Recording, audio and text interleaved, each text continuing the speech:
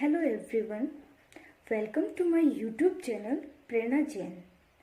आज मैं ऋषभ देव के जीवन चरित्र के बारे में आपको बताऊंगी, जो नेट एग्ज़ाम सेकंड पेपर के लिए बेहद उपयोगी है।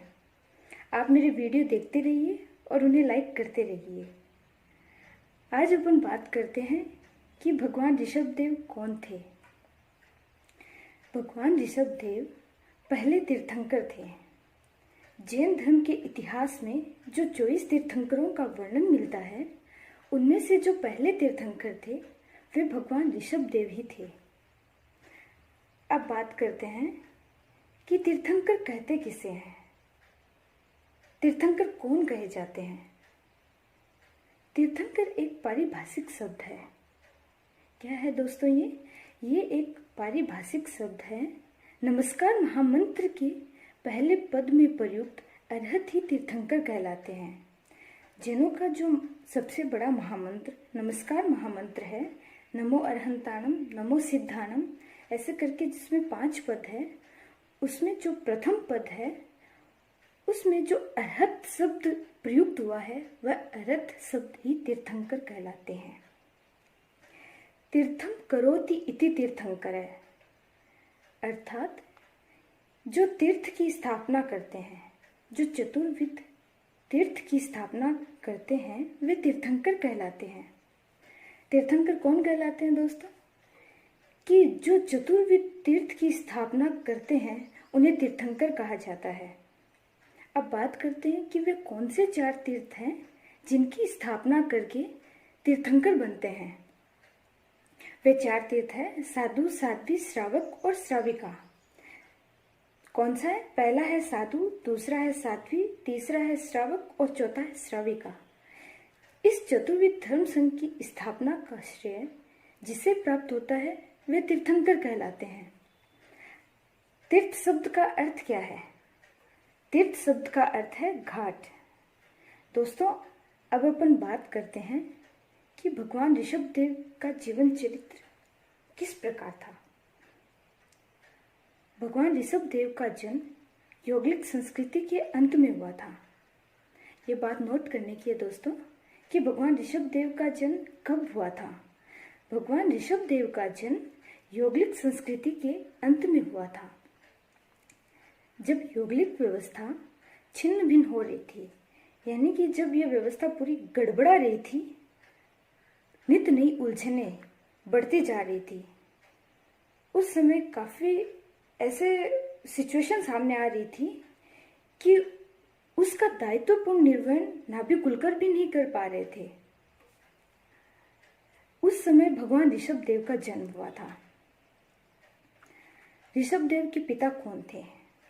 बात करते हैं मित्रों कि भगवान ऋषभ देव के पिता का नाम क्या था। भगवान ऋषभ देव के पिता कुलकर नाभि थे तथा उनकी माता मरु देवी थी। इतना क्लियर हुआ दोस्तों कि भगवान ऋषभ देव के पिता का नाम कुलकर नाभि था और उनकी माता का नाम मरु देवी था। अब बात करते हैं 14 स्वप्न के बारे में।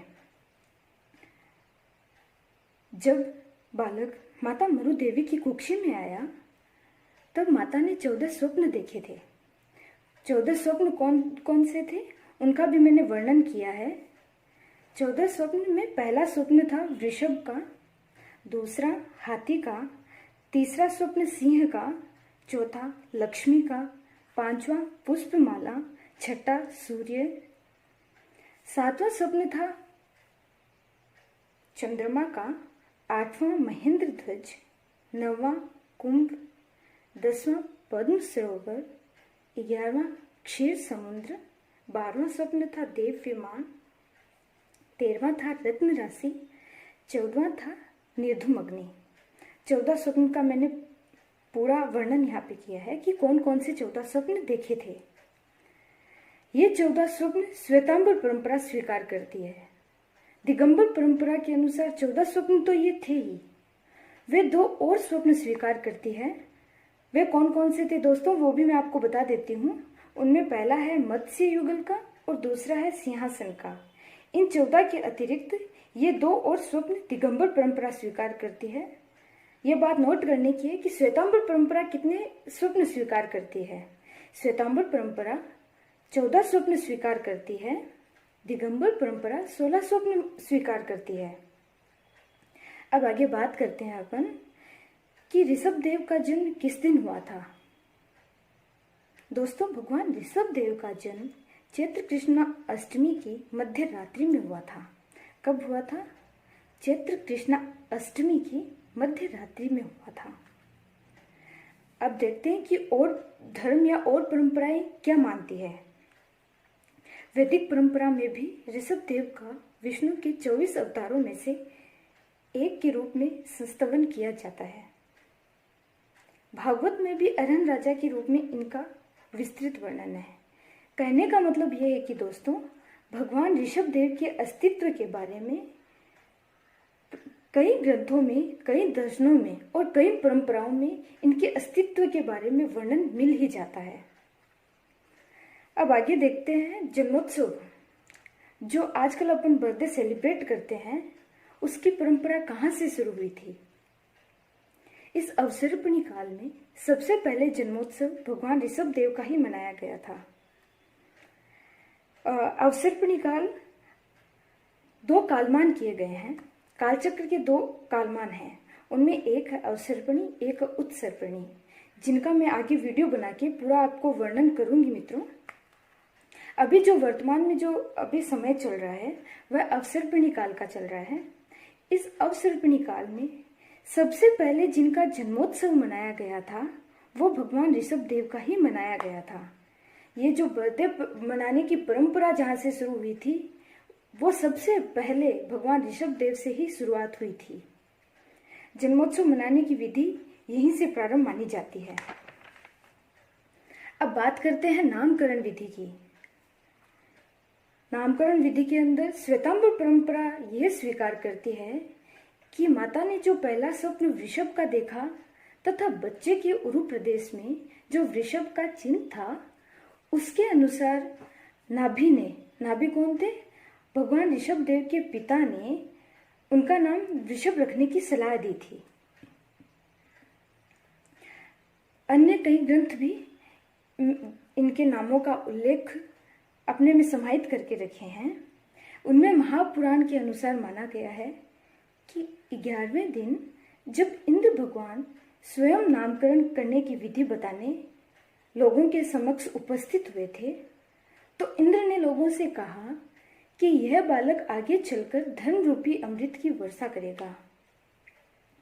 इंद्र ने लोगों से क्या कहा था दोस्तों? कि भगवान जो ऋषभ देव पैदा हुए थे कि यह बालक आगे चलकर भविष्य में अमृत रूपी, धर्म रूपी अमृत की वर्षा करेगा, अतः इस बालक का नाम वृषभ कुमार रखता हूं।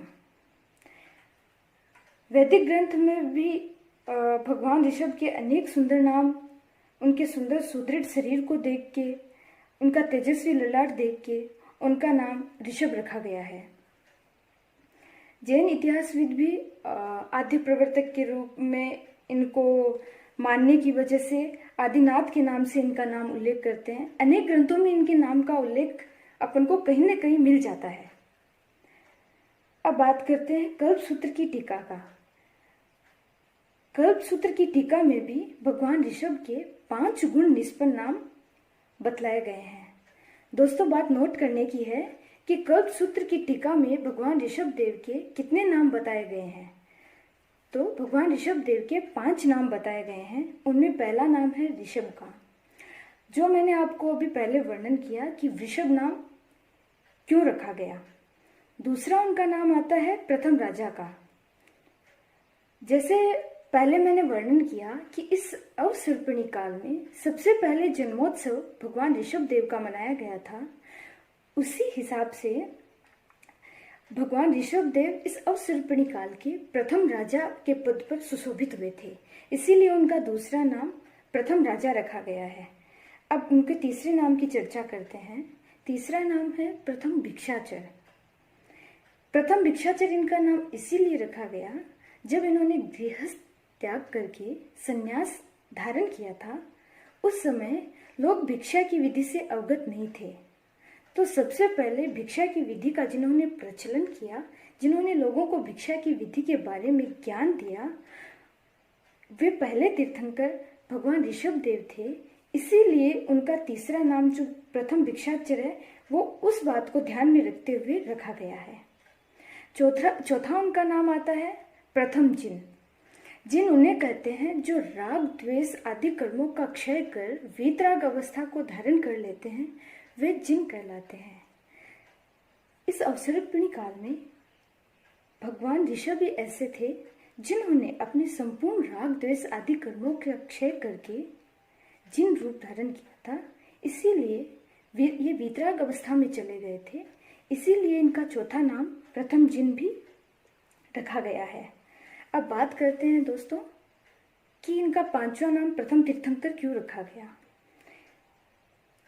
जैसा मैंने पहले बताया कि जैन इतिहास में 24 तीर्थंकरों में से पहले तीर्थंकर जो सबसे पहले तीर्थंकर पद को सुशोभित करने वाले थे वे भगवान ऋषभ देव ही थे।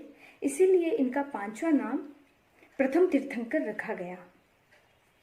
इसके अतिरिक्त इनके आदिनाथ, आदिम बाबा आदि भी अनेक नाम अनेक ग्रंथों में वर्णित किए गए हैं। Thank you for watching my video. Thank you so much मित्रों।